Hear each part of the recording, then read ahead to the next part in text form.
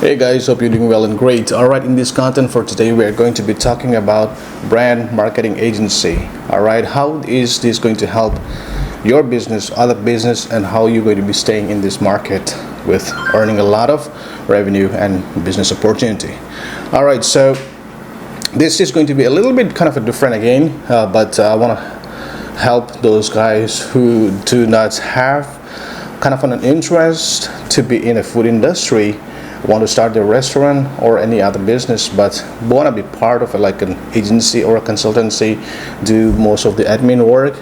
For those guys, this content is going to be very helpful for you. So like back in the days, if we have to start an agency, right, you have to have a lot of network resource to work around and meet people physically to their offices, to their maybe if it's overseas or a different state or something like that, but now things has changed because we are into a digital world, which basically means that we can now communicate through technologies, right, which is your message, phone, all those stuff. So taking the advantage of this, I'm going to share you a quick, not a concept, but it is actually applied. So it's going to be very helpful for you, for a young starter who wants to do, if not necessarily for the young starter, but also guys who's been in the industry and just need to some sort of a different way to approach the whole service business itself, right? Right. So why should you start the business of this brand agency? First thing is that when you are starting as a brand agency, right, you're helping businesses to expand their business, their products, and everything, right? So the thing here is that what you have to understand, if you try to help some individual person, say for example, you have one artist, right? Maybe let's say if you want to have an artist probably may not be able to pay you until they sell their records or their art or whatever the products that they have it, right? Because the artist is usually a single person and nobody has discovered yet. But when you work for a business, the business has already some cash with them, some investment opportunity with them, some amount of marketing budget with them. So these are some of the accounts that you can interact and get more services and as well as the money from these business owners, right? I'm not saying that you don't have to help the artist, but you can. If you work with the businesses, right, you will make more money than having an artist.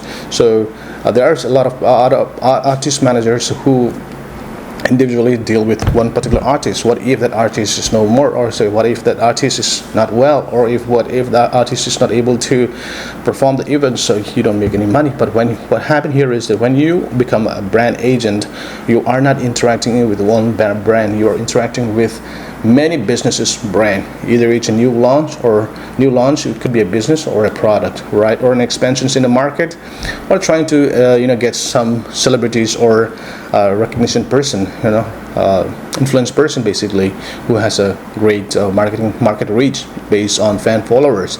So celebrity marketing is always effective in marketing industry. So now influencers are taking a lot of advantage on this as well, so which is really good because you do not have to have a high budget compared to the celebrities, right? Say for example, if you have Rihanna, right, say you have a small restaurant and now you have a contact of Rihanna, do you think that you're going to invite Rihanna to come to this restaurant and promote the business, promote the brand? Probably you will get it, right? But how much will Rihanna cost to the restaurant, right? It'll be $1 million. But what if you find 5, 2, or at least one influencer locally 10 miles, 15 miles from that store location? That influencer will just charge maybe 100, 200, 300. You don't need millions of people to like their particular brand. What you need to do is to sell, right? We are trying to sell the brand, right? People should know the brand, they should come and buy the brand, and the business owner make the money. That is the deal, right? So if you try to contact Rihanna, how many people do we think that will come and buy this product from this restaurant? Not everybody, right? Some people, the recognition will be there, but what we're trying to do is the recognition does not pay you the money, but the people who are walking and buying the product is what paying the money. So this can be done by the small local influencer as well. So I'm trying to make you understand how to work in this agency, right? Once you set it up, so you may have to approach. One is for the marketing, the celebrities. The other one is the social media influencer. So the price, what you get for one celebrity, you can get at least 10 to 20 celebrities from this same price. So which one will be more impact? The influencer will be more impact because there is one person who is just throwing out one campaign, or let's say one pictures, one photos on their social media profile. How about 10 different guys are showing the same brand in their own platform? Which one will be more resourceful or impacting or effective for the marketing campaign? Of course, the influencer. So this is what you want to kind of narrow down. Do not think about, oh, you want to get Leonardo DiCaprio or somebody else, right, to be in their brand campaign or ambassador, but you don't want to do that.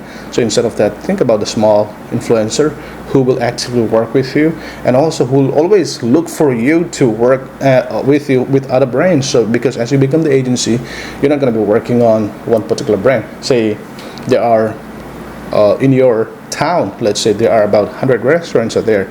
There will be pizza restaurants, coffee bar, coffee cafes there, and some Asian food restaurants, some steakhouses there, right?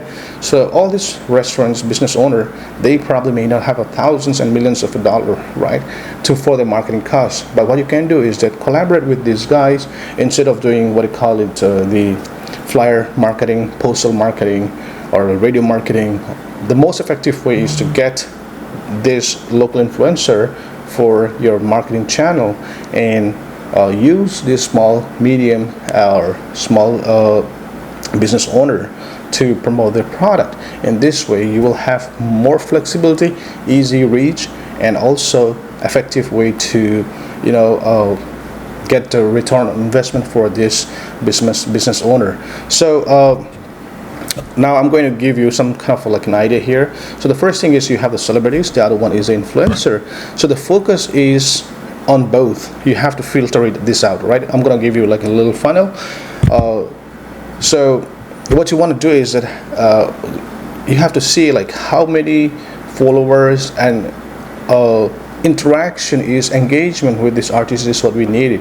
So let's say Rihanna posts one of your restaurant product. Do you think Rihanna is going to reply and at least one of those? Probably not, right? How about if you have 10 influencers and some of those, of course, one or two will reply to their fans and followers about this particular brand, right? So there is an engagement and interactions, and that is what we are looking for, not just post the billboard on your page, right? Instead, what we are looking for is that how can you make more engagement? So the part of engagement is what we are looking for. If your influencers, if your marketing person is interacting with their fans and followers, that is more and better way to impact your campaign, right? And so if at the same time, if you see which one, if the celebrities is more interacting with their fans and followers or the influencer, this is what you want to check it out. And the second thing is that cost effective, right? This is what you want to do. Which one is going to be more cost effective for you? Let's say if you have to get one celebrities, will the celebrities charge, let's say 500,000, and but how much people can they bring into my restaurants, right? Or promote my brand, all right? Or how many influencers do I need that I can ask them to promote the brand or to market the brand and then bring those customers to this restaurant, right? At the end, we have to calculate the ROI. That is the reasons we have to focus on the cost efficiency as well. So what are the two things that you can endorse, right? One would be if there is any restaurants or any business or any medium-sized business owner, they want to launch their new business location, they want to, or there is a new guy in the town who wants to start their own new business, or there is a company or there is a small business, food business, whatever, they want to launch a new product. So that's where you can fit in. There's a lot of other criteria as well where you can fit in, but I'm just going to give you a kind of a quick short points that you know that what we are talking about. And so how are you going to make the money out of this campaign, right? So here's what the deal is. Now this part comes to your artist management kind of a category class, where you're going to charge either upfront or on a royalty basis. So usually I like to say for my campaign, let's say I'm going to talk to one of the restaurant, and the restaurant is willing to pay me 5,000 for the campaign, right? And this 5,000, I'll try to interact with these 4 to 5 influencer. I pay them like a 500 for a shout out, or maybe like 2 or 3 or like a 5 posts for a month, right? That is up to how you negotiate with this influencer, because you're not going to be just working for one time. You're going to be working again and again with different products with this influencer. So you want to give them kind of a bargain and a negotiating deal, right? So that's what it's all about. The business is all about negotiating, and you make a right deal for benefiting them, for yourself, and for the other business owner as well, right? So my way of thinking would be keep at least 25% of the amount of investment from the business owner, right? And then spend about like 75% to this influencer. So if they are not willing to spend the 5,000, then here's what you're gonna do. Take 50%, that's for sure, right? And pay out this 50% to this influencer. If you cannot reach 5, go at least for 2 or 3, right? At least you can split this to 50% to the rest of the influencer. And now what you do is that for the remaining of 25%, 50%, which the business owner is not willing to pay at the moment, or they don't have it, or they want to test and try it, write a contract that whatever the product that you are selling from this campaign, right, for the next 2 years, for the next 1 year, you're going to make, you are looking for about 4% to 8% on your marketing royalty, right? So whenever they sell this particular product or any product or from this business, you are getting marketing campaign budget from them, right? So that is the other way you can make the money. So one is you just ask upfront for the entire amount, or the other thing would be you ask 50%, split that 50% to the other artists, and keep that 50% not to pay upfront, but cut on the royalty basis for the next 6 months, 1 year, 2 years, up to your terms, right? And if they do really trust you, they might just go for a longer term. If they do not, then they might just go for like a 3 or 6 months, right? That's the other way how you can work on your royalty as well as your commission. So there's a lot of way to actually get into this business model.